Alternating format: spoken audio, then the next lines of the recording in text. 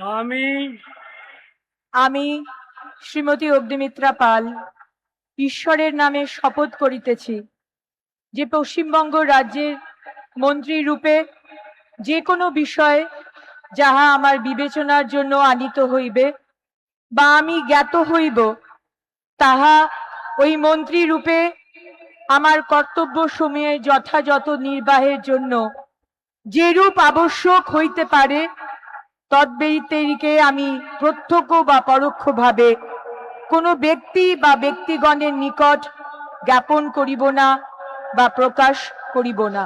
নিজেদের মধ্যেই অনবরত আলোচনা করছি যে আমাদের বাড়িতে প্রথম, আমাদের মানে জীবনে প্রথম, আমারও 83 বছর বয়স হয়ে গেল।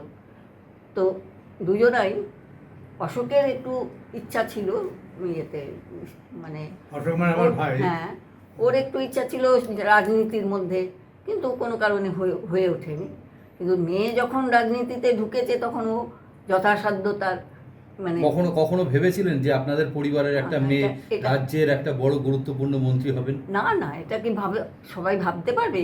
শুধুই আমার যদি কেউ থাকে, আমাদের ইয়েতে প্রজন্মে কেউ বড় রাজা কেউ যদি হয়ে থাকে, তাহলে হয়তো আশা করা যায় যে হতে পারে, ওর পথ অনুসরণ করতে পারে। কিন্তু আমাদের তো সেটা কেউ ছিল না, ওই প্রথম। আপনারা খুশি সবাই? হ্যাঁ, খুশি বলে খুশি। অন্য মা, যেটা আপনাকে বললাম, তুমিও অন্য মা, আমার প্রণাম।